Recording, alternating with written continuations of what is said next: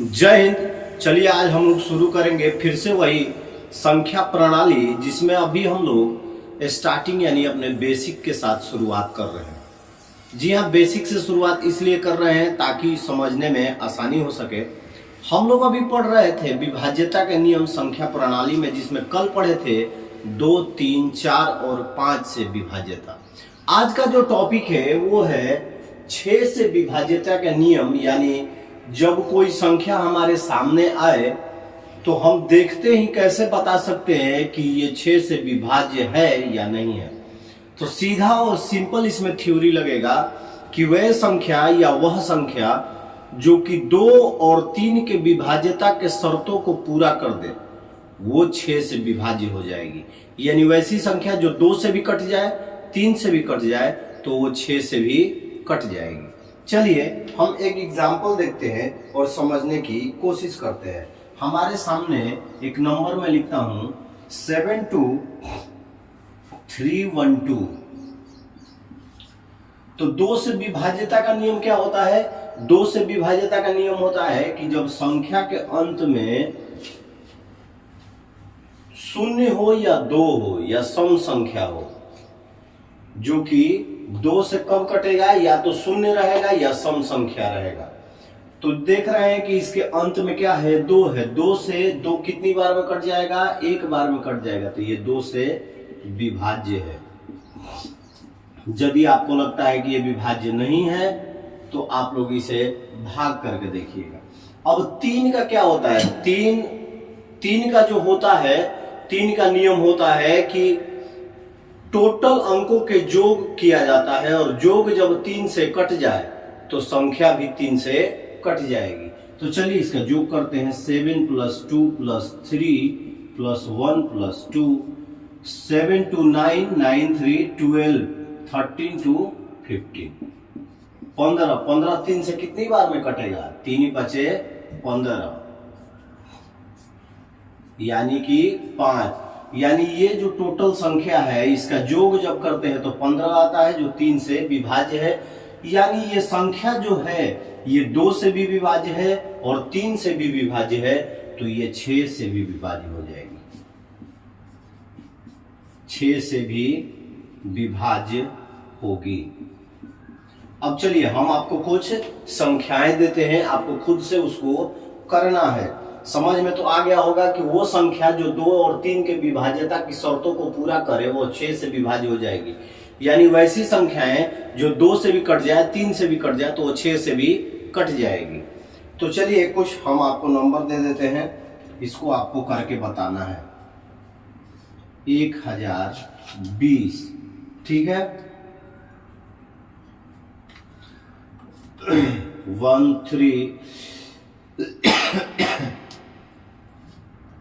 5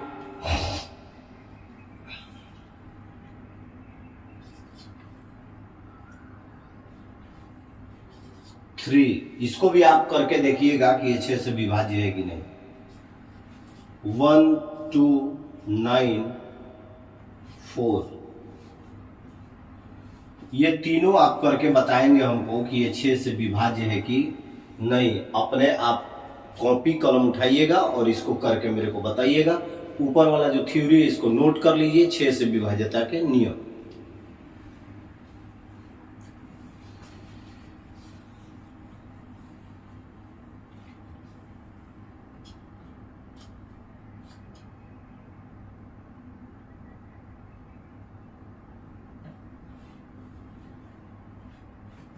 चलिए आगे चलते हैं नेक्स्ट टॉपिक में। तो हम देखेंगे कि 7 से विभाज्यता के कौन कौन से नियम होते हैं। तो सीधी और सिंपल बात है कि जब सामान्य 6 अंकों की पुनरावृत्ति से बनी हुई संख्याएं आपके सामने आ जाए, यानी किसी संख्याओं की पुनरावृत्ति 6 बार हो जाती है, तो वो 7 से विभाज्य हो जाती है। जैसे एग्जाम्पल में हम लेते हैं 3 3 3 3 3 3। कितनी संख्याएं हैं टोटल? 2 4 और 2 6। चलिए अब इसको हम क्या करेंगे, 7 से भाग देके देखते हैं कि ये कटेगा कि नहीं कटेगा। तभी हमें समझ में आएगा कि हमारी थ्योरी सही है कि नहीं है। 3 जाएगा नहीं, तो 7 चौक 28, ऊपर से आया 5, ऊपर से आया 3, 7 सते 49, 4 ऊपर से आया 3, 7 छक 42, 1 ऊपर से आया 3, 7 एकम 7, 6, 7 नवा 63। यानी वैसी संख्याएं जिनकी पुनरावृत्ति 6 बार हो, 12 बार हो, 18 बार हो, 24 बार हो, वो संख्याएं क्या होती हैं, वो आसानी से 7 से विभाज्य हो जाती हैं।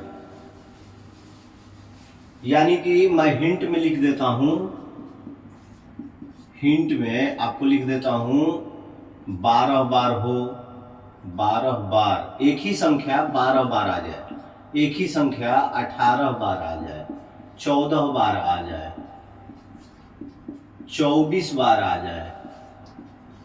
यानी पुनरावृत्ति वाली संख्याएं 6 के बाद जो होंगी वो 7 से आसानी से विभाज्य हो जाएंगी। तो चलिए मैं आपको कुछ देता हूं, उसको आप लोग को बनाना है, आप खुद से बना के देखिएगा।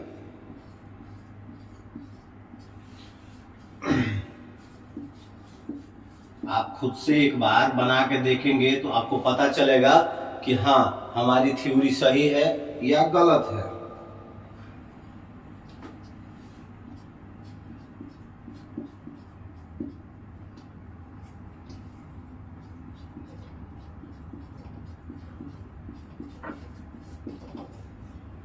ये आपको मैंने 3 एग्जाम्पल दिए हैं, इसको आपको सॉल्व करना है, खुद से सॉल्व कीजिए और तब पता चलेगा कि हमारी थ्योरी सही है कि गलत है। इसको नोट कर लीजिए, 7 से विभाज्यता के नियम।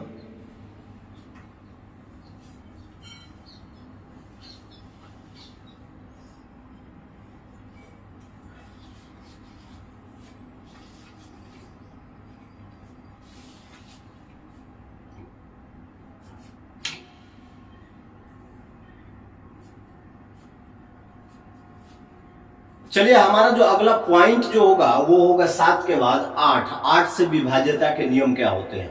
तो 8 से विभाज्यता के नियम के पहले हम सीधे सीधे अपने दिमाग में रखते हैं कि यदि किसी संख्या के अंत में 0 हो या किसी संख्या का अंतिम 3 अंक, यानी कोई कितनी भी बड़ी संख्या है उसके लास्ट के 3 अंक जो होते हैं वो यदि 8 से विभाज्य है तो संख्या भी 8 से विभाज्य हो जाएगी। तो चलिए हम लेते हैं 6848। अब देखेंगे कि ये 3 संख्या जो हैं वो 8 से विभाजित है। तो चलिए हम 848 को ऐसे देख रहे हैं, 8 एक बार में जाएगा और 8 छक 48, यानी ये 8 से विभाज्य है। 8 से क्या है? विभाज्य है। इसका मतलब कि 6848 जो है वो 8 से विभाज्य है। हम उसे बिना देखे ही बिना भाग किए ही बता सकते हैं, सिर्फ देख के बता देंगे। ये 3 अंक जो है अंतिम के, ये यदि 8 से विभाज्य हो जाता है तो वह संख्या क्या होगी? 8 से विभाज्य हो जाएगी। दूसरा कंडीशन इसमें कहता है कि किसी संख्या का जब अंतिम 0 हो तो वो भी 8 से विभाज्य हो जाएगी। जैसे 17040, अंतिम में क्या है? 0 है, तो 0 है तो ये क्या हो जाएगी? 8 से विभाज्य हो जाएगी। आप लोग 8 से इसको भाग करके देखिएगा। एक और संख्या मैं दे देता हूं 7680, ये दोनों जो है आप लोग खुद से करके देखिएगा कि ये 8 से विभाज्य है कि नहीं। तो 8 से विभाज्यता का नियम दिमाग में हमेशा रखिएगा कि जब 3 अंक लास्ट के 8 से कट जा रहे हैं तो ये पूरी संख्या जो है वो 8 से कट जाएगी, विभक्त हो जाएगी। या जिस संख्या के अंत में 0 है वो संख्या भी 8 से विभाज्य हो जाएगी। ये हमेशा आप लोग याद रखिएगा। अब चलिए आगे चलते हैं 9 से विभाज्यता के नियम। 9 से विभाज्यता के नियम में जैसे हम 3 का करते हैं कि कुल अंकों का जो योग होता है, कुल अंकों का जो योग होता है यदि 3 से कट जाए तो वो क्या हो जाएगा? 3 से विभाज्य हो जाती है। वैसे ही किसी संख्या के कुल अंकों का योग जो है किसी संख्या के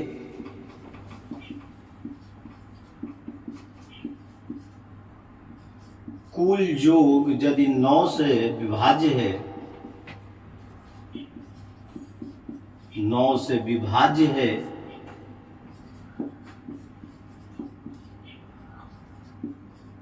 विभाज्य हो तो संख्या 9 से विभाज्य होगी। यानी सेम जैसा हम लोग 3 का नियम लगाते हैं वैसे ही 9 का भी नियम लगता है। हम पूरी संख्या देखेंगे, पूरी संख्या के योग को निकालेंगे। जैसे हमारे पास एक संख्या आती है 459, अब इसको 4 + 5 + 9 कर दिए, 4 और 5 9, 9 9 18 आ गया हमारा। कुल योग कितना आया? 18। हम क्या किए, तीनों संख्याओं के जो भी अंक थे उसको जोड़ दिए, जोड़ने के बाद आता है 18। 18 9 से विभक्त है ना, 9 दूनी 18, 9 2 जा 18। तो 18 9 से जब कट रहा है तो ये पूरी संख्या भी जो है वो क्या होगी, वो 9 से विभाज्य होगी, 9 से कट जाएगी। अब चलिए हम आपको कुछ संख्या देते हैं, आप खुद से इसे कीजिएगा। 32 22 इसमें आप लोग देख लीजिएगा, फिर 32 436। ये दो संख्या मैंने आपको दिया, आपको इसे करके देखना है। ये दो संख्या है 8 में मैंने दिया है, इसको आपको करके देखना है कि ये विभाज्य हो रही है कि नहीं। फटाफट इसको नोट कर लीजिए।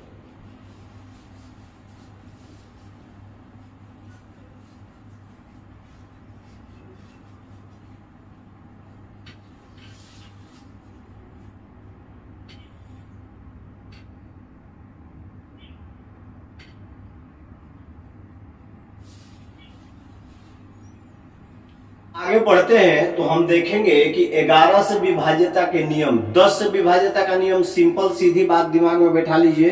कितनी भी बड़ी संख्या हो और जब उसका आखिरी अंक 0 हो तो वो 10 से कट जाएगा। कितनी भी बड़ी संख्या हो यदि उसका आखिरी अंक 0 से 0 हो तो वो 10 से विभाज्य हो जाएगा। इसलिए मैंने आपको लिखवाया नहीं है, क्योंकि आपको मालूम है 10 का जब हम पहाड़ा पढ़ते हैं या 10 का गुणनफल निकालते हैं तो 0 वाली संख्याएं कट जाती हैं। तो जितनी भी बड़ी संख्या हो जिसका आखिरी अंक 0 हो 10 से विभाज्य हो जाएगा। यदि आप लिखना चाहते हैं तो मैं बोल रहा हूं, लिख सकते हैं। अब चलते हैं 11 से विभाज्यता का नियम। इसमें थोड़ा आप लोग कंसंट्रेट कीजिएगा।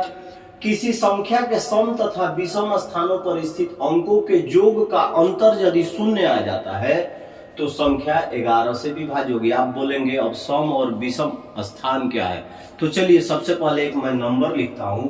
नंबर लिखने के बाद हम लोग देखेंगे नंबर्स हमारा जो है वो है 179212। ठीक है, ये हमारा नंबर है 179212। अब देखिए सम और विषम, हम क्या एक को मान लेते हैं सम, एक को मान लेते हैं विषम। तो हम क्या करेंगे, सम संख्याओं का योग करेंगे फिर विषम संख्याओं का योग करेंगे एक को छोड़ के। तो देखिए हमारा पहला मान के चलते हैं, ये सम संख्याएं थी तो इसको लिखते हैं यहाँ पे 7 + 2 + 2 और दूसरा है हमारा 1 + 9 + 1। ठीक है, अब आपको मैं बता देता हूं मैंने कैसे लिखा। पहले लिखा, इधर से चलते हैं, पहले लिखा 7 2 और 2 यानी एक एक अंक छोड़ के, फिर दूसरी बार लिखा 1 9 1। अब इसको जोड़ेंगे 7 2 9 2 11 और 1 9 10 और 1 11। अब देखिए 11 में से 11 को घटाएंगे, 11 - 11 = 0। यानी किसी संख्या के सम तथा विषम स्थानों पर स्थित अंकों के योग का अंतर जब 0 आ जाए, हम सम और विषम कैसे करेंगे, एक एक स्थान छोड़ के। मान लिए ये सम है और ये विषम है, तो सम विषम सम विषम सम विषम। ठीक है, सम को एक साथ जोड़ दिए 2 2 7 या 7 2 2। ठीक है, फिर हम विषम जोड़ेंगे 191, तो दोनों का जोग करेंगे तो 11 आया, और 11 में से 11 घटा देंगे तो आ गया 0। ये हो गया 11 से विभाज्य। 11 से क्या हो जाएगी? विभाज्य हो जाएगी। उम्मीद है आप लोगों को विभाज्यता के नियम समझ में आ गए होंगे। कुछ नोट है जो आप लोग जरूर ही नोट कर लीजिएगा कि जो संख्याएं 7 से कट रही हैं वो 3 से, 11 से, 13 से जरूर कट जाएंगी। नोट में लिख लीजिएगा कि जो संख्याएं 7 से कट जाती हैं वो 3 से, 11 से और 13 से कट जाएंगी। यदि कोई संख्या 6 बार 12 बार पुनरावृत्ति करता है या गुणज में हो, 6 बार गुणज में हो, तो वो संख्या भी 3, 7, 11 और 13 से विभाजित हो जाएगी। ये आप लोग नोट में लिख लीजिएगा। उसके बाद देखिए, उसके बाद क्या होता है कि नॉर्मल ये हो गया बड़ी संख्याओं के लिए 11 के विभाज्यता के नियम। अब देखिए कुछ संख्या थी 22, तो 11 से कटेगी ही। 44, यानी कि कहा जाए कि किसी संख्या की पुनरावृत्ति जब सम में हो, सम संख्या जो 2 से विभाज्य हो जाए उसमें आती है, तो 11 से विभाज्य हो जाएगी। जैसे एक्सेप्शन में आप लोग लिख लीजिएगा 22 हो गया, 44 हो गया, 55 हो गया, 99 हो गया। ये सब संख्याएं हैं, कारण है ये 11 की गुणज है, इसीलिए ये कट जाएंगी। लेकिन इसका मुख्य जो सिद्धांत होता है कि सम और विषम स्थानों पे अंकों के योग का अंतर जब 0 आ जाए तो वो संख्याएं 11 से विभाजित हो जाती हैं। हमेशा अपने ध्यान में रखिएगा। एक संख्या मैं आपको बताता हूं, आप लोग खुद से उसको कीजिएगा। वो संख्या है 781517। ये आपको खुद से करके बताना है कि 11 से विभाज्य है कि नहीं। तो ये थे आपके विभाज्यता के नियम, ठीक है। ये थे क्या? आपके विभाज्यता के नियम। कल से हम चलेंगे आगे की ओर। आज के लिए बस इतना ही, कल फिर मिलेंगे। तब तक के लिए आप सभी को जय हिंद। इसको लिख लीजिए।